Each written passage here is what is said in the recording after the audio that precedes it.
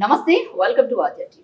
అయితే నిన్న జరిగినటువంటి ఇన్సిడెంట్ మనందరికీ తెలిసిందే. సీఎం రేవంత్ రెడ్డి గారు ఢిల్లీలో ఒక చిట్చాట్లో బీజేపీ పార్టీలో త్వరలో బీఆర్ఎస్ పార్టీ విలీనం కానుంది అని చెప్పేసి ఒక స్టేట్మెంట్ కూడా ఇవ్వడం జరిగింది. అయితే దీని గురించి ఒక్కసారి ఎటు ఇది తేలట్లేదు.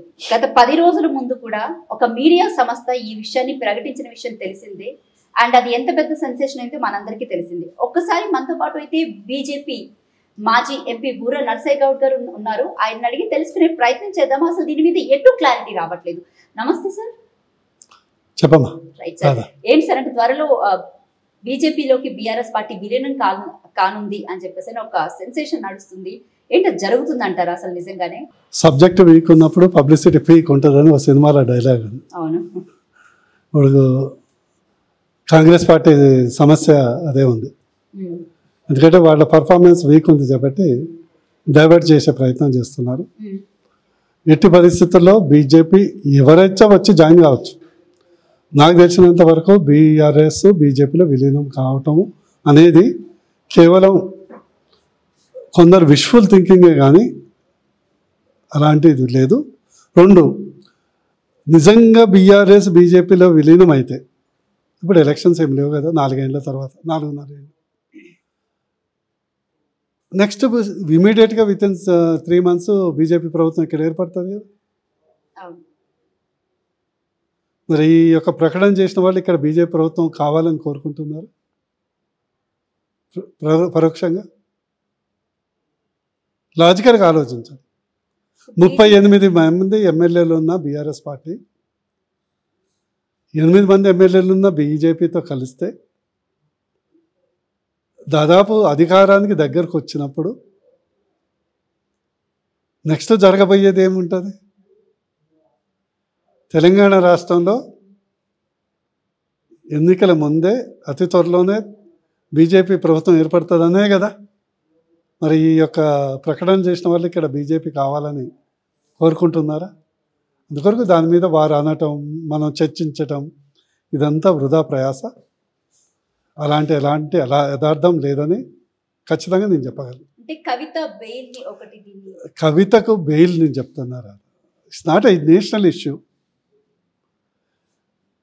సిసోడియాకి వచ్చేది, రేపు కేజ్రీవాల్కి వస్తుంది, కవితకు వస్తుంది, ఇంకొకళ్ళకి వస్తుంది. మా జార్ఖండ్ ముఖ్యమంత్రి శిబు సోరెన్ హేమంత్ సోరెన్ ఆయనకు వచ్చింది.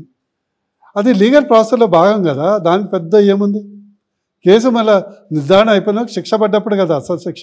మీడియా సంస్థ కూడా 10 రోజుల ముందు దీని గురించి చాలా క్లియర్ కట్గా మీడియా సంస్థ క్లియర్ కట్గా చెప్పిందంటే విశ్వ ప్రయత్నం దాన్ని డైవర్ట్ చేయడానికి ప్రయత్నం చేస్తున్నట్టు.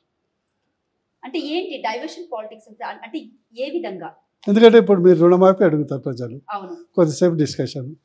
మహిళలకు 2500 ఇస్తామన్నారు, లేదు డిస్కషన్ స్టార్ట్ అవుతుంది. హనీమూన్ పీరియడ్ అయిపోయింది కదా. లేకుంటే బోనస్ క్వింటల్కి 500 ఇవ్వాలి. విద్యార్థులకు 5 లక్షల భరోసా కార్డు, ఇందిరమ్మ ఇండ్లు, ప్లస్ రైతు భరోసా, రైతు బంధుకే దిక్కలేదు. రైతు కూలీలకు 12,000, కౌలు రైతులకు 15,000, మరి మొక్కజొన్న అన్ని పంటలకు ఎంఎస్పి అదనంగా, ప్లస్ ఇవన్నీ డిస్కషన్కి వస్తాయి కదండి. మిమ్మల్ని డైవర్ట్ చేయాలంటే ఎట్లా చేయాలి? అంటే ఈ విధంగా అంటే ఈ విషయం గురించి బీజేపీ పార్టీ నేతలు కూడా ఎక్కడ పెద్దగా మాట్లాడట్లేదు. అంటే దీని గురించి అంటే ఇప్పుడు మేము మాట్లాడితే ఇప్పుడు రాదా ఇప్పుడు మాట్లాడితే మేము ఉచ్చుల పడ్డట్టే కదా. అంటే ఒక టాపిక్ వస్తాను. మొన్న జరిగినటువంటి అసెంబ్లీ సెషన్స్ లో కూడా మొత్తం డైవర్షన్ పాలిటిక్స్ నడుస్తుంటే ఓ పక్క నుంచి బీఆర్ఎస్ ఓ పక్క నుంచి కాంగ్రెస్ నేతలే కొట్టుకుంటున్నారు తప్ప ఎందుకు బీజేపీ నేతలు సైలెంట్ గా కూర్చున్నారు? సైలెంట్గా ఎందుకు కూర్చుంటారమ్మా? ఇప్పుడు ప్రభుత్వం వచ్చి 6 నెలలు అయింది అంతే కదా. 6 నెలలు వచ్చింది కాబట్టి చూసి అడిగేస్తున్నాం. ఇప్పుడు ప్రజలకు కూడా ఎట్లా ఉంటుందంటే అతిగా మనం సందర్భం చూసి పాడపాడాలి అంతా. అందుకొరకు ఏంటంటే ప్రజల నుంచి చైతన్యం వస్తుంది. ఇప్పుడు ప్రజల నుంచి వస్తుంది. ప్రజల నుంచి వచ్చాక ప్రభుత్వం నిందించడానికి అవకాశం ఈజీగా ఉంటుంది. బీజేపీ కూడా దాని కొరకు వెయిట్ చేస్తుంది. వెయిట్ అండ్ పాలసీ ఇంకా 4.5 years ఉన్నది. అందుకొరకు కాంగ్రెస్ పార్టీకి అతిపెద్ద ప్రతిపక్షం ఇప్పుడు మేనిఫెస్టోనే. బీజేపీ బీఆర్ఎస్ కాదు, వాళ్ళ మేనిఫెస్టోనే అది పెద్ద ప్రతిపక్షం. మీరు అది గమనించట్లే. అందుకొరకు బీజేపీ ఆచితూచి అడుగులేస్తుంది. అలాగే ఈ రోజు చూసుకున్నట్లయితే కనుక చాలా మంది రైతులు కానివ్వండి, విద్యార్థులు కానివ్వండి, ప్రజల్లోకి వచ్చి గట్టిగా మాట్లాడుతున్నటువంటి సందర్భాలు కనబడుతున్నాయి మనకి. ఇంత పెద్ద అంటే తెలంగాణలో మరో ఉద్యమం రాబోతున్నా అన్నట్టు కనిపిస్తుంది. ఎందుకంటే బీజేపీ నేతలు కూడా ఎక్కడ దీని గురించి వాళ్ళకి మద్దతు ఇవ్వట్లేదు. ఎందుకమ్మా, నిరుద్యోగులకు మద్దతు ఇచ్చాము, రైతు రచ్చబండ నిర్వహిస్తున్నాము. ఇప్పుడు బీజేపీలో ఒక అడ్వాంటేజ్ డిసడ్వాంటేజ్ ఏముంటుందంటే కొద్దిగా ప్రోటోకాల్ బేస్డ్ పార్టీ. ప్రతిదానికి ఇష్టం వచ్చినట్టు మాట్లాడలేము. ఎందుకంటే కొంత నేషనల్ పార్టీ కాబట్టి కొంత ప్రతిబంధకాలు ఉంటాయి. అలాగే విచ్చలవిడి కామెంట్ చేయలేము. నేను చెప్పొచ్చు ఎస్ బీజేపీ కలవబోతుంది బీఆర్ఎస్ అని నేను స్టేట్మెంట్ ఇచ్చినానుకో, మీరు సెన్సేషనల్ వైరల్ చేస్తారు. నేను చేయలేను కదా బీజేపీ పార్టీ. మీరు కూడా చాలా హ్యాపీగా ఫీల్ అవుతున్నట్టుంది నాకు. ఏది బీజేపీ బీఆర్ఎస్ పార్టీతో కలవబోతుంది అంటే? కలవదు. నేను చెప్తున్నా, నేను ఎప్పుడో ఇచ్చాను ఆ స్టేట్మెంట్. మీరు అంటుంది మీరు చూడలేదేమో, నేను ప్రత్యేకంగా వీడియో చేసి ఇచ్చాను. అనవసరంగా టైం వేస్ట్ చేసుకోండి. కేసీఆర్ కి గవర్నర్ పదవి, కేటీఆర్ కి ఏమో కేంద్ర మంత్రి పదవి, హరీష్ రావు కి ఏమో ప్రతిపక్ష హోదా, అలాగే మన కవితకేమో రాజ్యసభ ఎంపీ సీటు అని చెప్పేసి అంటే ఇంత పెద్ద పెద్ద కామెంట్స్ సీఎం లాంటి వాడే దీని గురించి మాట్లాడుతుంటే అంటే మా వరకు చెప్తున్నా అది కొంచెం చీప్గా అనిపిస్తుంది. చీప్ కదా, మీరు ఇప్పుడు నిజం నిదానంగా తెలుస్తుంది కదా. ఒక వారం రోజుల తర్వాత ఈ ప్రశ్న అడగండి, 15 రోజుల తర్వాత అడగండి. నిజంగానే కలవబోతుందంటారా? ఎట్టి పరిస్థితులు కలవదు. అది ఊహాజనితం. ఎందుకంటే వాళ్ళకేదో కవిత బెయిల్ ఉందని మీ అంత సారాంశంగా అంతే కదా, అంత మించే. Kavitha bail is not a national issue and BJP wants to come to the power on its own. ఇమీడియట్గా గవర్నమెంట్ ఫామ్ చేయాలన్నప్పుడు మీరు అంటే ఏదో అర్థం. మాకు ఒక 20-30 ఎమ్మెల్యేలు ఉంటే వాళ్ళకు 30 మంది ఉంది, ఏదో ఒకటి సంధి చేసుకొని గవర్నమెంట్ ఫామ్ చేద్దామంటే ఏమైనా పర్థం ఉంది. మాకు ఉన్నదే 8 మంది. 8 మందితో మేము ఎట్లా గవర్నమెంట్ ఫామ్ చేస్తాం? ఇప్పుడు మేము ప్రభుత్వం మీద వ్యతిరేక వచ్చాక నెక్స్ట్ ఆల్టర్నేటివ్ బీజేపీ ఎగదబోతుంది అనేది. అందుకొరకు మేము వెయిటింగ్ ఫర్ అవర్ టైం. సరే, అయితే రీసెంట్గా జరిగినటువంటి ఇన్సిడెంట్ ఇంకొకటి, విద్యార్థులు ఎంతో మంది బయటకు వచ్చినారు కదా, ఎందుకు కాంగ్రెస్ ప్రభుత్వం ఇచ్చిన హామీలు ఎందుకు ఇప్పటివరకు లేదమ్మా? ఇప్పుడు బాధ ఏంటంటే మీరు కొద్దిగా హైదరాబాద్ నుంచి బయటికి వెళ్ళాలి. ఒకసారి సంక్షేమ హాస్టల్ పోండి అండ్ గురుకుల హాస్టల్ పోండి, చాలా దారుణం. ఒకసారి ఒక రోజు నేను పెట్టుకుంటాను, మీరు రండి నాతో హాస్పిటల్స్ పోదాం రండి. అదే నిమ్స్ కానీ, ఉస్మానియా కానీ, గాంధీ కానీ, సరోజన్ దేవి కానీ, ఫీవర్ హాస్పిటల్ కానీ. ఈరోజు ఎంత బాధ తెలుసు, డెంగ్యూ అడ్మిట్ అయితే 2 లక్షల బిల్లు, వైరల్ ఫీవర్ అయితే 1 లక్ష బిల్లు.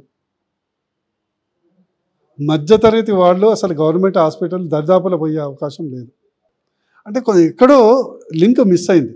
ఇప్పుడు కావాల్సింది మన రాష్ట్రానికి కావాల్సింది మనకేదో కొత్త సిటీలు కొత్త ఇవన్నీ కాదు. విద్య, వైద్యం, మౌలిక సదుపాయాలు, శాంతి భద్రతలు, అందరి గవర్నమెంట్ అనే విధంగా అందరికి అందుబాటులో ఉండే ప్రభుత్వం, అంతే కదా కోరుకునేది. సిటీలు కొత్త కొత్త సిటీలు వాటికంతా ఆర్థికంగా బలోపేతమైతే సిటీలు అవే మొలుస్తాయి. ప్రభుత్వాలు ఎప్పుడు సిటీలు నిర్మించవు. మూసీ నది సుందరీకరణ గురించి దానికి అంటే ఆల్మోస్ట్ 1,50,000 కోట్లు నిధులు కేటాయించారు మన సీఎం రేవంత్ రెడ్డి గారు. చాలా సంతోషం. Will wait. సుందరీకరణ అయిపోయినాక హుస్సేన్ సాగర్ కొబ్బరి నీళ్ళతో నింపారు, ఇక్కడేమో థేమ్స్ నది అయిపోతుంది. Will wait. అంతే అంటారు. మీరు ఏం అడిగినా సరే వన్ వర్డ్ ఆన్సర్స్ ఇస్తున్నారు సార్. అసలు చెప్పడానికి ఏం లేదమ్మా. ఇప్పుడు ఒకటేంటంటే ఒక అంశాన్ని డిస్కస్ చేయడానికి ఉంటుంది. ఇప్పుడు మీరు అడిగింది నాకు చంద్రమండలంలో తొందరలోనే అక్కడ ఇంద్రమ ఇల్లు ఇస్తామని స్టేట్మెంట్ ఇచ్చాను అనుకో, నన్ను కమెంట్ చేయమంటే నేను ఏం చేయను చెప్పండి. రైతు రుణమాఫీ గురించి ఏం చెప్తారు? ఏంటంటే ఒకటి మొదటి విడత కాని వాళ్ళు 2వ విడత దాకా వెయిట్ చేద్దాం, 2వ విడత కాని వాళ్ళు 3వ విడత దాకా వెయిట్ చేద్దాం అని చెప్పేసి ఇన్ని రోజులు వెయిట్ చేసుకుంటూ వచ్చారు. ఈ రోజు ఆల్మోస్ట్ ఆగస్టు 17వ తారీఖు. అయితే ఎక్కడ కూడా అంటే మనం ఈ రోజు ఒక ఇన్సిడెంట్ చూసాము. ఆదిలాబాద్ డిస్ట్రిక్ట్ లోని 500 మంది రైతులు రేవంత్ రెడ్డి దిష్టి బొమ్మని పాడి మీద మోస్తూ కనిపించారు. అంటే ఇలాంటి పరిస్థితి అసలు ఎందుకు వచ్చింది? ఒకటి ఏంటంటే గత ప్రభుత్వంలో కూడా కేసీఆర్ గారు కూడా ఇట్లాంటి ప్రకటనలు చేసే ప్రజల నమ్మకాన్ని కోల్పోయారు. కేసీఆర్ ప్రభుత్వంలో 69 లక్షల మంది రైతులకి 1,00,000 లోపు రుణమాఫీ చేస్తామని చెప్పారు. అది చాలా మందికి జరిగిన విషయం కూడా మనందరికీ తెలుసు. ఎవరికి జరగలేదు, అది వడ్డీలకు కూడా సరిపోలేదు. 2018లో చేసిన హామీ 2023 ఎలక్షన్స్ వరకు కూడా కాలేదు. అదే కదా ప్రభుత్వం మీద వ్యతిరేక కావటానికి. రైతు బంధు, దళిత బంధు, బీసీ బంధు, డబుల్ బెడ్రూమ్ ఇవన్నీ. ఎందుకంటే ఈ హుస్సేన్ సాగర్ కొబ్బరి నీళ్ళతో నింపడం, ఆకాశ హర్మణేలు, నాకు తెలుగు కొద్దిగా ఉచ్చరించడం సరిగా రాదు, ఇది లాంగ్ బిల్డింగ్స్ ఉంటాయి కదా, టవరింగ్ బిల్డింగ్స్, ఇవన్నీ ఎందుకు కావాల్సింది విద్యా, వైద్యం, సుపరిపాలన, సపరిపాలన. వచ్చేది ప్రాబ్లం అదే. ఈ ప్రభుత్వం కూడా పక్కదో పడుతున్నది. ఇప్పుడు రుణమాఫీ 33,000 కోట్లు ఉన్నదని ప్రభుత్వమే ప్రకటించింది. దాదాపు 46 లక్షల మంది రైతులని ప్రభుత్వమే ప్రకటించింది. మేము కాదు, మీరు కాదు, రెండు ప్రకటన ప్రభుత్వం. ఫస్ట్ విడతల 6 లక్షలు, 6,000 కోట్లు, రెండో విడతల 6,000 కోట్లు. మంది ఎంత చేశారు? అది ఎంత చేశారు అమౌంట్? ఎంత అమౌంట్, టోటల్ అమౌంట్ స్పెండ్ చేసి తెలియదుగా. మనం 4,000 కోట్లు. ఎంత అయిందమ్మా? 6,000, 6,000, 12,000 ప్లస్ 4,000, 18,000 కోట్లు అయింది. 33,000 కోట్లలో 18,000 కోట్లు పోతే 20 కోట్లు వేసుకో. రైతు బంధు ఎక్కడ ఉందమ్మా ఇప్పటివరకు? ఇంతవరకు లేదు కదా. 5 ఎకరాలకు లోపు వాళ్ళకి ఇచ్చారు. అది డాక్టర్లకు, అడ్వకేట్లకు, గెస్టెడ్ ఆఫీసర్ అందరికీ ఎగ్గొట్టారు. 7,500 కోట్లలో ఫస్ట్ విడతలో 4,000 కోట్లు ఇచ్చారు. 4,500 కోట్లు ఎగ్గొట్టారా? 7,500 కోట్లు ఇప్పుడు ఎగ్గొట్టారా? 12,000 కోట్లు ఎగ్గొట్టి 12,000 కోట్లు ఇచ్చారు. సో ప్రజల్ని మోసం చేయటము కుదరదు. మీరు కుదరనియరు. మీరు ఉన్నారు కదా, మీరు ఊరుకుంటారా? ప్రజల తరపున ఎంత మేనేజ్ చేసినా కూడా కాదు. అందుకొరకు నా యొక్క సజెషన్ రేవంత్ రెడ్డి గారికి ఏంటంటే, ఉన్న దాంట్లో నిజమైనటువంటి పరిపాలన చేయండి. గత ప్రభుత్వం లాగా ఉచిత వాగ్దానాలు కానీ, కాంది అయినట్లు కాగలిగింది కాంది అయినట్టు అలాంటి ప్రకటన చేయటం వల్ల ఎక్కువ రోజులు దాగం. అది నా సలహా. మరి ఇప్పుడు బీజేపీ పార్టీ విషయాన్ని పదే ప్రస్తావిస్తూ ఉన్నారు. సో దాని గురించి ఏం చెప్తారు రేవంత్ రెడ్డి గారు? ఇది ఒకటే ఏంటంటే, దానివల్ల ఉపయోగం లేదు. ఒకవేళ నిజంగా వాళ్ళు కలిస్తే మీ ప్రభుత్వానికే ప్రమాదం. మీ ప్రభుత్వానికి ప్రమాదం. 46 ఎమ్మెల్యేలు మేము ఉన్నాక మేము ఊరుకుంటామా? మా నల్గొండ జిల్లాలో రెడీగా ఉన్నారు బ్యాచ్ పెట్టుకొని. ఖమ్మం జిల్లా వాళ్ళు బ్యాచ్ రెడీగా ఉంది. అందుకని వాళ్ళు జాయిన్ కావటం కాదు, కాంగ్రెస్ వాళ్ళు వచ్చి జాయిన్ కాకుండా చూసుకోండి. Right sir, thank you so much sir, మీ విలువైన సమయాన్ని కేటాయించినందుకు. సో మొత్తానికైతే బీఆర్ఎస్ పార్టీ బీజేపీ పార్టీలో విలీనం కాదు అని చెప్పేసి స్టేట్మెంట్ ఇవ్వడం జరిగింది Boora Narsaiah Goud sir. So thank you sir. Thank you.